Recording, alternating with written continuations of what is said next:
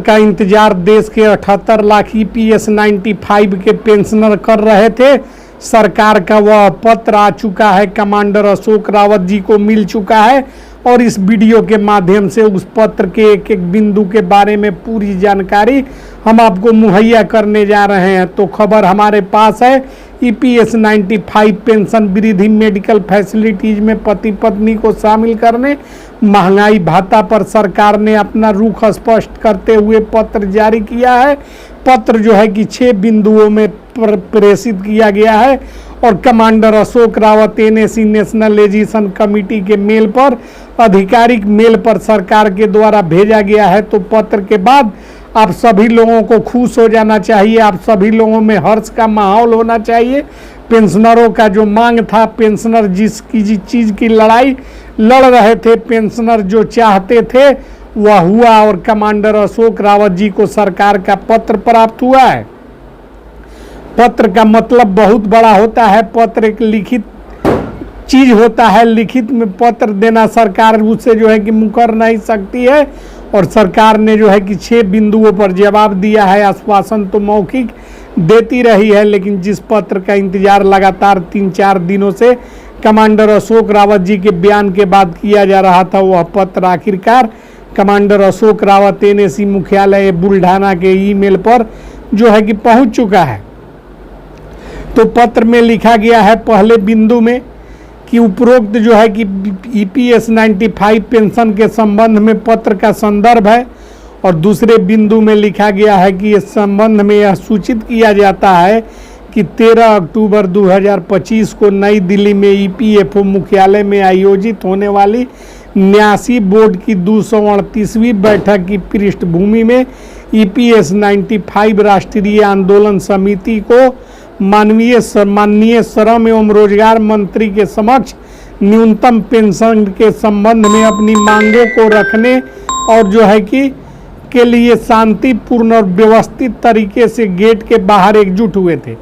यानी कि 13/10/2025 को श्रम मंत्री की जब CBT के साथ बैठक आयोजित हो रही थी तो ये सारे लोग एकत्रित हुए थे, व्यवस्थित तरीके से हुए थे।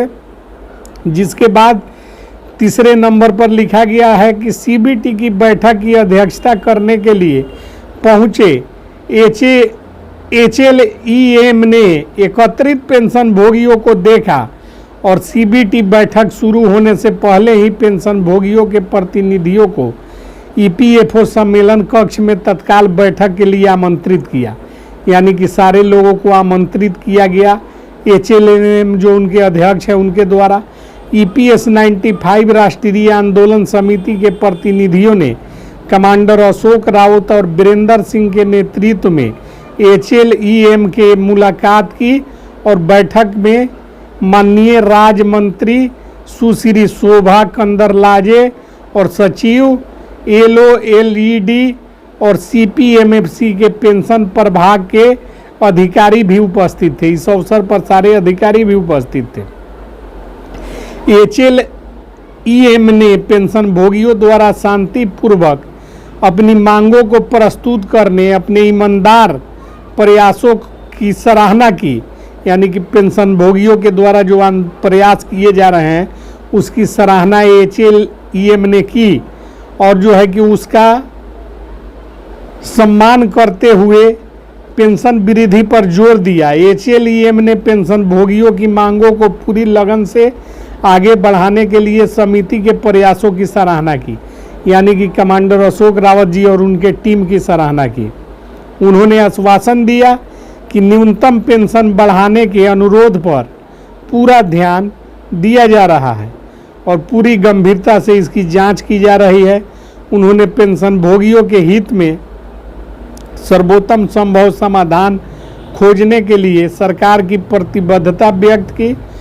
उन्होंने आगे दोहराया कि प्राप्त अनुरोधों के आधार पर माननीय सर्वोच्च न्यायालय के आदेशानुसार उच्च पेंशन के मामलों पर EPFO द्वारा मिशन मोड पर कार्यवाही की जा रही है। उन्होंने आंदोलन समिति के सदस्यों और पेंशन के चिकित्सा लाभों सहित सामाजिक सुरक्षा और सार्वभौमिक के लिए सरकार द्वारा नियोजित विभिन्न पहलुओं पर से अवगत कराया। यानी कि उन्होंने कहा कि सरकार जो है कि उच्च पेंशन हायर पेंशन में जो है कि डीए यानी कि महंगाई भत्ता और जो है कि अन्य प्रयास जिनमें 7,500 पेंशन किए जाने के विकल्पों का सर्वोत्तम चुनाव करने के लिए सरकार प्रतिबद्ध है और इस पर कार्यवाही चल रही है, जिस पर जो है कि फैसला लिया जाएगा।